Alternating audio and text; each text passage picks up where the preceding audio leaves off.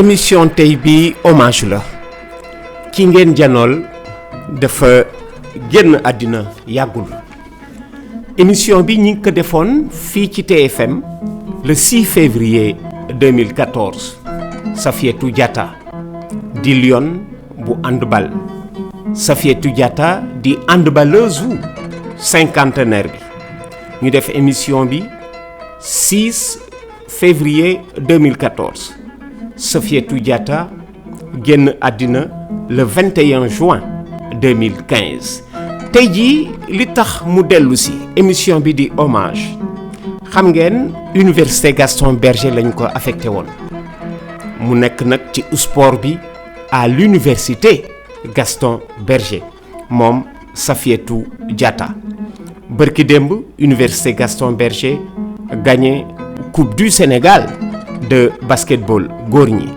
te góor ñi neewoon nañu bu ñu gagné coupe bi danañu ko dédié Safiétou Diatta ndax ci sport ba mu nekk ci université Gaston Berger di ci yëngu bañ ko fa affecté ba léegi mu jóge au ministère des sports fii à Dakar bañ ko fa affecté ba léegi Safiétou mu ngi yëngu ci sport bi te gëm nañ ñoom sport bi ni mu yokkoo ci université Gaston Berger Safiétou Diatta mii ngeen janool mu ngi ci génn àddina le 21 juin 2015 et comme université Gaston Berger dafa gagné coupe du Sénégal émission bi ñu déjee ko waa université Gaston Berger di ci rendrale hommage Safiétou Diatta mi nga xamee ni émission bi c'était le 6 février 2014 mu génn àddina le 21 juin 2015. suñu titre bi gën a mag moo di vice championne d'Afrique bañ koy jël en 1974 en Tunisie ma nga ca Sophie a presque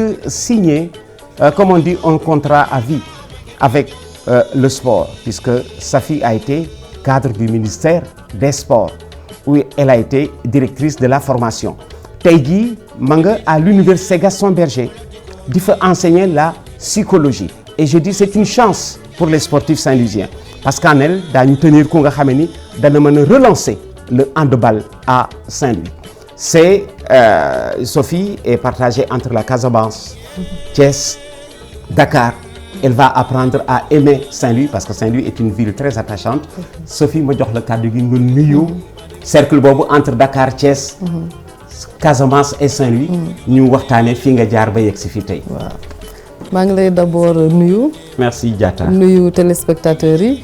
di la remercier ci invitation bu tey bi ma di ci kontaan trop. man nag c'est vrai handball sport moom laa xam. parce que depuis bi ma nekkee sixième am sama entrée en sixième dem sixième Saint-Ursule ci laa commencé di handball. donc ma handball ba pare ma jàng sport ba pare may jàngale sport. oui en fait finalement mën naa wax ni que sama profession mooy sport. sportive moom laa bëgg moom laa kii ba pare sama papa jàppale ma si. sa papa parce que waaw ma koy gërëm di ko ñaanal suuf si sedd si kawam. amiin amiin parce que jàppale na ma. ci li ma bëgg. daal di may orienté parce que parents yu bëri buñ la nee da ngay dem defi professorat de sport at yooyu noonu ay 85 yooyu. waaw dañ leen naan déet demal université. parce que orienté woon nañ ma université pour ma dem defi philosophie. oui moom mu ne ma ne ko man lii laa bëgg a def mu jàppale ma ci. ma def ko donc ma koy gërëm bu baax. parce que li ma nekk tey moom am na ci une grande part de responsabilité. exact donc handball moom laa bëgg moom laa miin vraiment ak sport en général parce que éducation physique boo ko déggee du handball rek. sport bi tam yëpp ci la. donc ma profité ma nuyoo le monde associatif. di nuyu directeur technique yëpp ñi nga xam ne man ak ñoom ñu ngi liggéey. di nuyu waa fédération handball ñi nga xam ne aussi maa ngi fay liggéey. wax nga dëgg. ak feneen. voilà donc. ak sama étudiants yi aussi maa ngi di nuyu. ña ca Ndar Gaston Berger. mu handball ak psychologie laa leen di jàngal. handball ak psychologie. waaw Safiétou Diatta elle est très jeune et pourtant il y a entre 2001 et 2007 elle a été directrice technique. nationale c'est d'ailleurs la première dame à occuper ce poste au niveau du handball alors Sophie par le commencement Thiès US Rail handball puis Dial Diop comment c'est arrivé Thiès Thiès en fait école bi ñu nekkoon mu tuddoon Ceinture Sud mooy fi ma demee bi ma commencé 6e benn école privée la bu xam ne sœurs yi ñoo fa nekk ñoom en fait lu ñu doon def mooy que chaque salle de classe dafa amoon ballon de handball suñu génnee récréation ballon handball lañ daan def. le handball moo doon la principale activité récréative. bi mu nekkee foofu noonu. ban école la woon. Ceinture Sud. ah d'accord waaw te mu nekkoon Jaxaaw. Oui. donc foofu la ñu dem après ñu rencontré fa benn ancienne handballeuse bu raay moom tam mu ngi fa doon jàngi jiituñu. nu mu tudd. Mariam Gueye. Mariam Gueye. mu gis ñu jël bal yi di daw rek mu daal di rëy daal di leen kaa leen kenn du joué noonu handball. après mu expliqué ñu règles yi ak yooyu noonu la ñu commencé. après mu yóbbu ñu nag entraînement ñu dem entraînement fële kii raay. man sax maa ngi nekkoon sa ak Tigida Camara. ah Tigida. Tigida le Camara nom est familier. waaw léegi loolu mooy. vous avez joué en équipe nationale. waaw moom ñoo nekkoon sax 114. équipe boobu moom moo ci nekkoon ñu ne ci gënoon jeune moom amoon na moom ak Elisabeth. ah d'accord. waaw y avait aussi suñu beneen xarit Khady Cissé. koo xam ne sa retrouvé naa ko sax ren. ndeysaan ñun ñett ñoo daan ànd. di dem ba Maniang Soumaré di fa handball. Maniang Soumaré. waaw foofu lañ doon commencé nag foofu la ñu commencé nag vraiment. les débuts à Thiès c'était en quelle année boobu. ah c'était en 72. 72. c'était en 72. 72. déjà à Thiès. voilà. après US Rail Dakar Dial Diop. waaw après le bac léegi nag disons waaw bi ma amee bac nag waaw xam nga boobu temps benn université rek moo amoon. donc bi ma amee bac ñu orienté ma en philo ma daal di ñëw Dakar mais bi ma ñëwee vraiment moo wax sama papa ni man vraiment kii laa bëgg a def INSEPS laa bëgg a dem. oui. après ñoom laa demee INSEPS. oui. parallèlement donc mu jógee Rail di jouer Dial Diop. parce que mënu woon nekk fii Dakar ma continuer di jouer à Thiès. ci la ñu dem intégrer équipe Dial Diop bi. jouer Ndiaye di ñu entraîner waaw. bu nekk ba ñu nekkoon sax équipe bu mag sax parce que ñun bi ñu nekkee Rail sax équipe bi ñu daan gën a dajeel temps yooyu temps yooyu c'était plutôt Dial Diop moo nekkoon équipe bu nga xam ne moom moo gënoon forte. en handball dame en handball dame. Dial Diop donc l'équipe la plus forte. voilà donc ñun dañ doon ñëw bi ñu nekkee Rail doon nañu commencé di dóor équipe bu Dakar yi. déjà. voilà ah très bien parce que si lañ nekkoon championne du Sénégal en 79 sax. oui bu ñu représenté woon Sénégal. avec le Rail. def avec le Rail des clubs. ñu daal di def waaw. benn coupe d'Afrique des clubs. des clubs en Égypte. en Égypte. oui puis le Dial Diop avec le Dial Diop tu as été souvent championne. voilà donc bon parce que pratiquement ñun bu ñu ñëwee parce que j'étais pas seule il y avait Catherine Sarr aussi.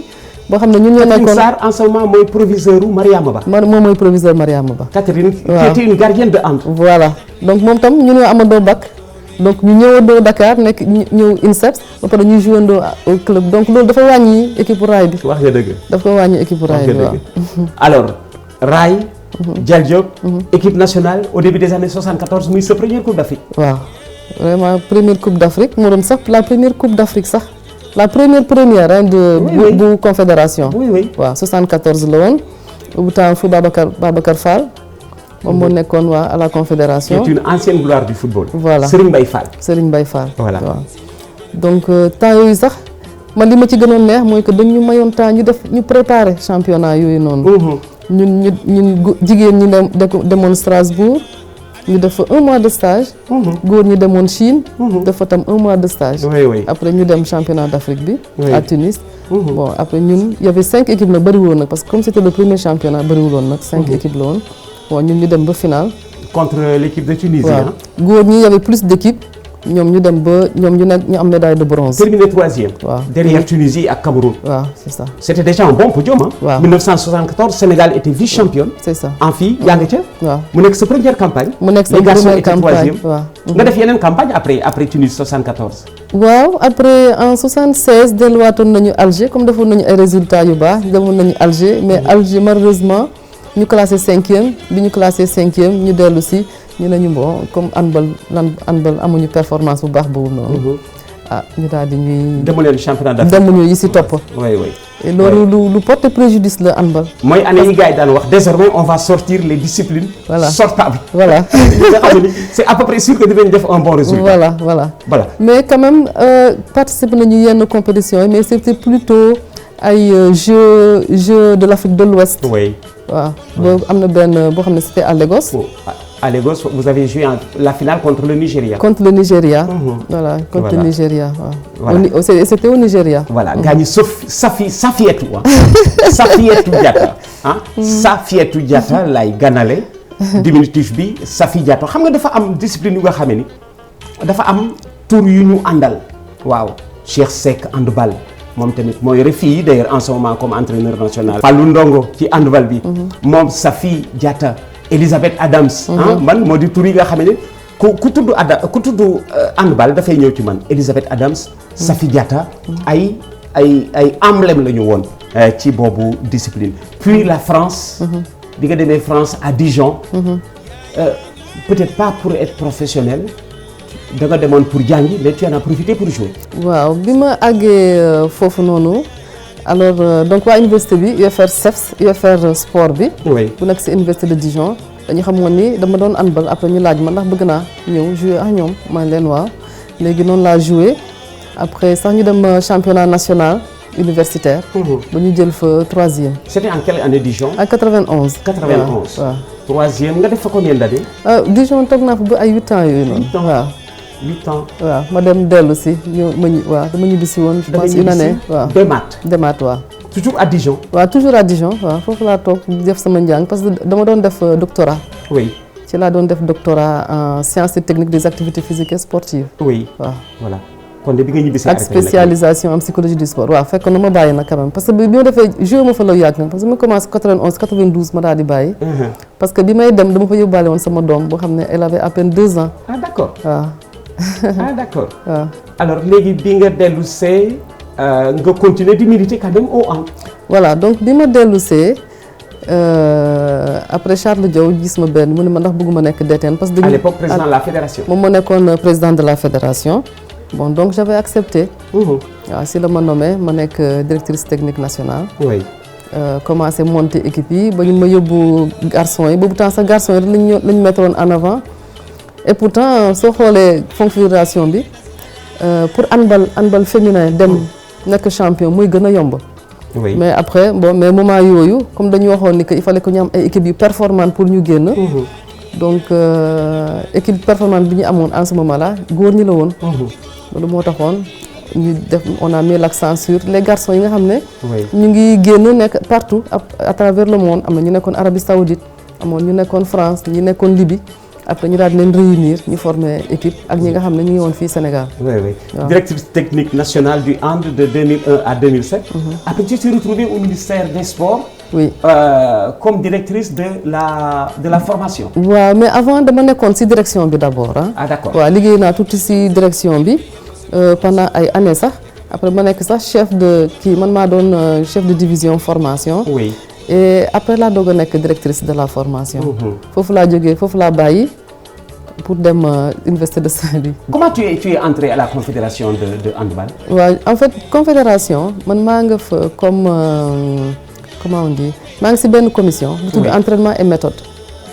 waaw mooy commission entraîneurs yi daal maanaam. oui oui. voilà donc ñuy def programme entraîneurs yi di former entraîneurs yi sur le plan africain et cetera. mbaa yaa ngi former entraîneurs Sénégal yi. waaw maa ngi participer ci seen formation. ci seen formation bi ma nekkee DTN formé naa. mais nii sa actuel DTN bi. su amee ay formation daf may wax toujours ma ñëw ma intervenir. ci formation yi. donc ba pare ma def aussi stage yu kii pour nekk lecteur. mooy expert confédération. ah d'accord waaw stage bi moom defoon naa ko depuis 2002 mais recyclé nañu sax à plusieurs reprises. donc pour ñu mën a gën a xarañ ci formation entraîneur yi. donc noonu laa ñëwee comme maa ngi nekkoon DTN ci lañ ma proposé confédération. ñu jël ma ci membre depuis 2004. 2004 waaw depuis 2004 ba léegi maa ngi ci commission boobu. ah très bien. léegi nag c'est Saint-Louis qui va profiter. waaw de ton vécu parce que léegi yaa nga Saint-Louis à l'université Gaston Berger. où tu enseignes. waaw mais tu en profites également pour former des handballeurs et des handballeuses. waaw bon donc ci UFR bi. dañuy former ay professeurs éducation physique commencé nañu def première année. mais daaw formé nañu benn cohorte boo xam ne ay enseignants de collège lañu ñoo xam ne dañuy jàngale mathématique ba pare ñu jàngale éducation physique. ñooñu sax génn nañu sax ñu ngi jàngale sur le marché di jàngale donc mathématique di jàngale éducation physique. am na yeneen matière nag yu ñuy def nag ay français anglais et cetera yu ñëpp ci benn UFR bi moom moo koy def. parce que suñu UFR sport la ak formation. ak même science de l'éducation. parce que su ma leen waxalee xam naa danañ ma mere. voilà donc on fait beaucoup de formation. léegi bi ci L1 bi ci laa commencé vraiment malheureusement première cohorte bi pratiquement amul handballeur. Ils sont 68 pratiquement handballeur donc vraiment commencé naa initiation ba xale yi sa commencé nañu bëgg sax ñu ngi may yónnee SMS naañ ma kan la ñuy démarrer entraînement yi pour ñu def IASU. man leen maa ngi Dakar mais su ma ñëwee dinañu démarrer xam naa semaine prochaine su ma demee dañ démarrer activité yi. comme ça man tam parce que mënu ma nekk Saint-Louis ba pare duma mën a jàppale handball Saint-Louis. voilà waaw donc vraiment dinaa def li ma mën. li nga mën moom laay wax di chance la parce que xam nga Ndar boo fa demee tey jii football bi basket bi am na benn jamono sax athlétisme bi. parce que je me souviens ay athlètes daan nañ jóge Ndar. di ñëw en équipe nationale. daan nañ jóge ñoom Ablaye Gueye. daan nañ ñëw en équipe nationale dëkkoon sanc ba daan football excellence. daan nañ ñëw en équipe nationale. ak Abdou Ndiaye doomu Makodou Ndiaye daan nañ ñëw aussi en équipe nationale. handball bi est-ce que jot nga jauger handball bi à Saint-Louis seet ci ban niveau lu nekk sa mën na dem. Bon ñu ngi nekk nag deuxième division. D'ailleurs fin du mois UGB dana dem ci tournoi qualificatif bi. pour jéem a seet ndax mën nañu monter en première division.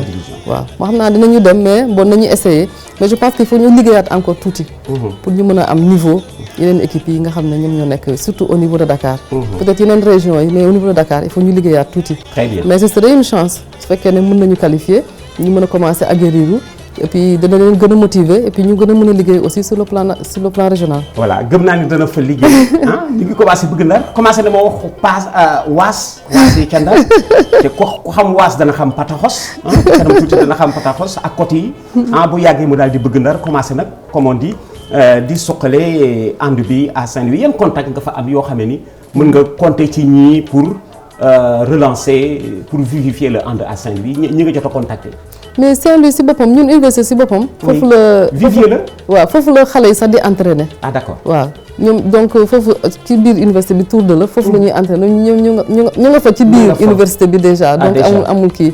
mais sinon dem naa Ahmed Fall bon contacté naa kii Tabane lu tudd sax c'est une ancienne handballeuse. nekkoon fii Jaraaf.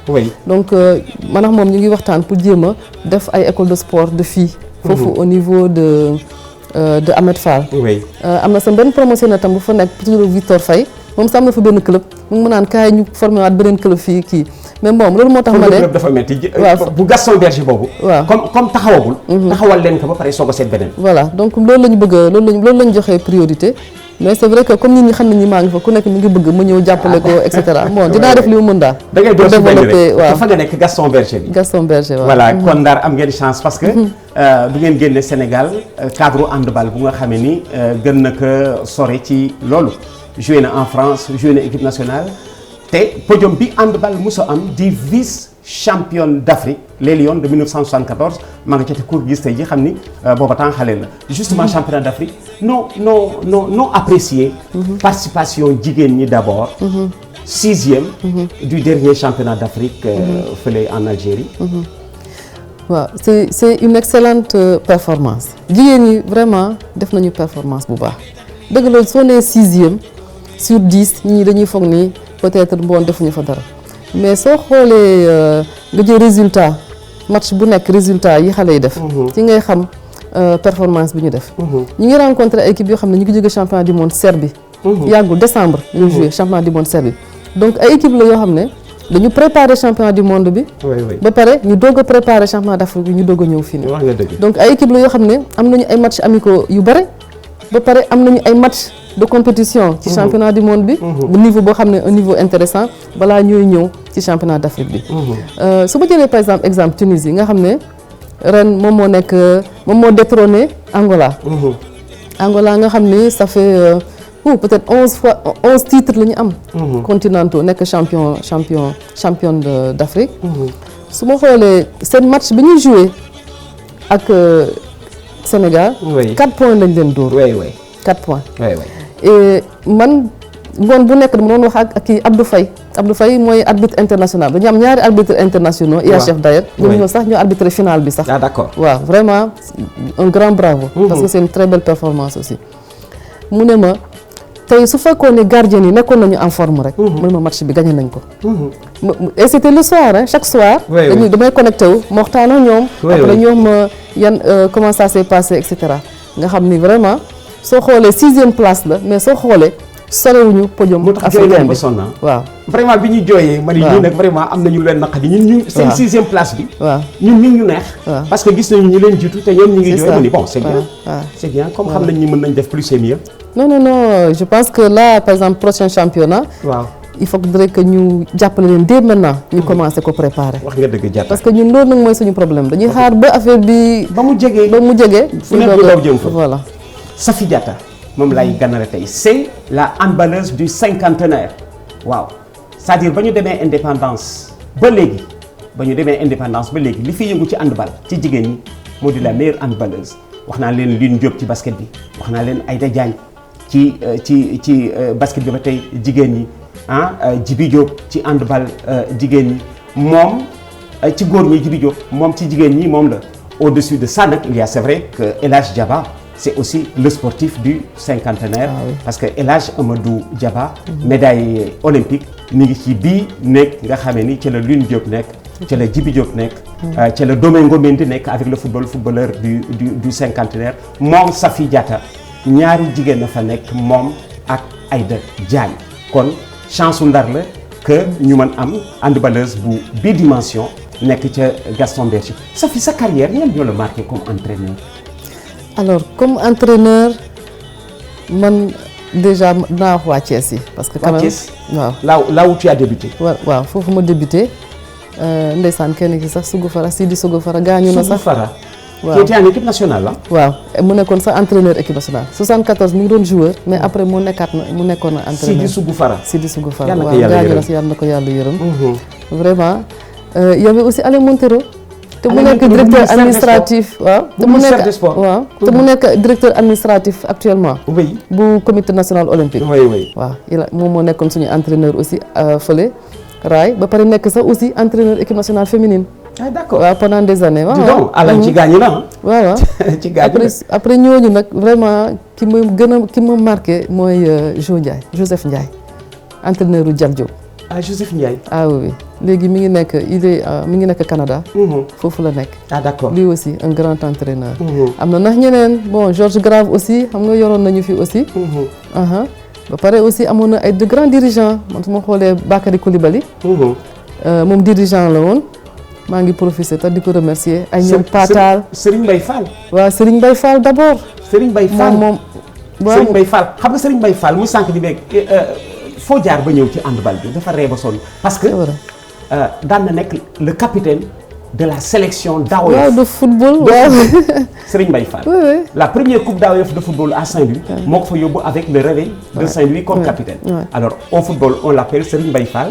Au hand vous l'appelez Babacar Fall. waaw loolu moo tax sax Georges Grave dédié na ko benn livre. bu mu tuddee les années Babacar Fall. Les années Babacar Fall. Oui parce que il a beaucoup donné. Sur le plan national. mais aussi bu mu nekkee président de confédération. d'ailleurs ba léegi sax am na benn tournoi au niveau de la confédération bu ñu ko tuddee. xalifa la ci woon. Babacar Fall xalifa la woon ci oui c'était vraiment quelqu'un. c'était vraiment quelqu'un. bon am ay ñeneen ñoom Pa Fall il y a aussi kii Ablaye Matar Diop. Ablaye Matar il a aussi été un président de fédération un grand président de fédération. C'est vrai international hand. Ablaye Matar Diop. ak nag le père du hand sénégalais Cheikh Diaw mais malheureusement tu l'as pas connu. waaw Cheikh Diaw nag on ne s'est pas vraiment beaucoup connu quoi. Cheikh Diaw c'était au tout début les années 60. waaw moom nag sportif complet. handball. du basket dans 2 équipes nationales. waaw dañ ko daan woo dans 2 équipes nationales. waaw dégg naa mu joué fii dem après joué fii. il lui est arrivé de jouer avec le handball tey avec l'équipe nationale du Sénégal. demain basket avec l'équipe nationale du Sénégal. bu gendarme ki ñàkkee gardien bi mu góolu. waaw mais nag ça c'était l'ancienne formation. voilà. nga xam ne joueurs yi dañ leen daan bàyyi mu laal fu nekk. Cheikh Diaw. waaw gardien but football. bu ko gendarme ki ñàkkee mu dem. waaw mais comme tu dis c'était l'ancienne formation. parce que même Sougou Fara bi may wax nii. dafa daan volley.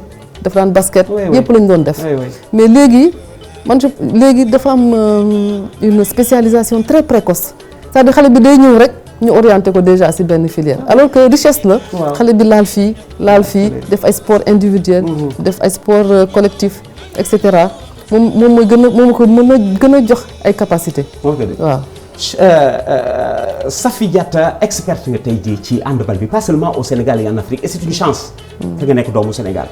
léegi priorité bi pour handball. naka lañ mën def ba handball bi dellu si fa mu nekkoon ba ngeen final yéen en 1974. waaw question boobu moom xam naa ni loolu la président actuel fédération di xaar nee naa leen il faut ñu def plan quadriennal ñu mën a def ay planification yu gudd. donc ci planification yi nag il faut ñu xool yan action la ñu mën a def parce que am nañu jafe-jafe tuuti au niveau des infrastructures parce que léegi ñëpp xam nañ ni handball dañ koy jouer ci salle. mais loolu sax waruñu empêcher ñu def développement parce que développement man su ma gisee par exemple Congo bi temps bi ñu nekkee championne d'Afrique di ma demee Congo ñu woon ma équipe les grandes équipes fa lañ doon entraîner dama xawoon sax jaaxle. naka lañ doon def parce que si même si suuf boo tegee ay camp def si suuf mën nga jouer handball. loolu aussi mooy chance su handball. parce que handball nekkoon na fi aussi première activité xam nga au niveau du kii. donc infrastructure yi foog ñu développer leen. suñu bëggee am ay activités boo xam ne mën nañu mener à un très haut niveau ñu defar ay salles fii au niveau du Sénégal ma yokk aussi au niveau de la formation ñu yokk formation entraîneurs yi parce que toog nañu lu yàgg aussi amuloon ay formation waaw donc suñu former entraîneurs yi gën a xarañ danañu gën a mën a jël en charge xale yi pour développer handball bi fii parce que am nañu bëri ñoo xam ne dañu dem en France mais fii lañ leen former donc formation bi aussi lu am solo ak restructurer waat encore un peu mieux club yi parce que club yi amuñu doole. Les grands clubs comme ay Jaraaf nga xam ne dafa am football am ay kii. pendant un moment Jaraaf Asfa Gorée. waaw Saltigué. waaw Jal Diop. vraiment après handball bi dafa nekk discipline bu ndaw si biir club yooyu noonu. voilà bon loolu aussi ça pose problème. te mën nañu xool par exemple club yi léegi ñu ngi nekk avec la décentralisation ñu xool naka la ñu mën a am ay relations ay collaboration avec les autorités locales yi. pour ñu jéem a développer ëllëg ñu développer nawetaan bi rek ñu jàppale aussi les clubs. parce que loolu aussi way am na solo. bon mën nañ ci développer lu yàgg mais bon je pense que. voilà Safi Diatta lay gànnale tey jii grade bi gën a mag ci handball jigéen ñi moo ko yoro tey ba ñoo am championne d'Afrique comme amuñu championne d'Afrique heureusement qu'elle est aussi vice championne d'Afrique. comme amuñu championne d'Afrique li ko jox grade bu mag bi ñu demee indépendance ak léegi juróom fukki at yi teg na. moom la ñu seppi ni moo di la meilleure handballeuse mooy la handballeuse du cinquantenaire Sophie looy tëj waxtaan bi. xanaa di nuyoo ñëpp di remercier ñëpp d'abord mais di ñaan ñu jàppale ñu ci infrastructure yi je pense que kooku moom Iba Mar Diop. waaw vraiment suñu ko mënoon couvrir dana baax. parce que ban côté la ñuy couvrir fi ñuy bëree pour ngeen nangu ko ci làmb ji dem ca football. non du ma wax loolu sax mais bu ñu couvrir stadium bi. waaw foofu mooy bëri mooy terrain handball bi. waaw foofu mooy terrain handball bi mais suñ ko couvriroon dina baax trop. dina gën a 84 lañ karate. ca François Bob. xam nga François Bob moo couvrir Marius Ndiaye. ca François Bob. suñu amoon doole ba couvrir Iba Mar boobu. waaw kon ba léegi handball bi yaa ngi koy dégg biir dans le monde. waaw te loolu bon enfin experts yi ñu gis nee nañu loolu warul cher trop. pour ñu mën a couvrir kii Iba Mar Diop. ak ñu seet aussi fa la ñu mën a amee aussi yeneen salle. wax nga dëgg dina permettre nit ñi di mën depuis si suba ba ay guddi yenn heures yi ñu mën nañu di handball si biir salle bi. wax nga dëgg Diatta. donc vraiment suñu jàppalee si loolu di romb ci ministre bi rek di ko déy. soo ko nee boo bëggee développer handball bi defal salle. Iba Mar. léegi handball bi dem. te comme yaa ngi ministère des sports gëm naa nga gën a mës a ñëw. kon bokk mi ngi nii tey jii Safiatou Diatta moom émission bi ñuy dellu si di ko jaal waa université Gaston Berger barki démb la ñu gagné coupe du Sénégal ma ni bu ñu gagné coupe du Sénégal danaa dellu si émission Safiatou Diatta bi nga xamee ni mi ngi ko defoon fii ci TFM le 6 février 2014 ndar lañ ko affecté woon mu nekkoon fa di ci liggéey ci université Gaston Berger ba waa université ñoom ci seen bopp ni Safiatou bi mu ñëwee ba léegi dafa yokk sport bi yokk ko ba ren ji université Gaston Berger gañewaat coupe du Sénégal ñoom xale lu góor yi ñu ni woon bu ñu ko gañee dañ koy fàttali ko Safiatou mi nga xamee ni liggéey na ci lu bare ba tey jii bi muy sàngoo suuf ñu gañe coupe du Sénégal di ko fàttali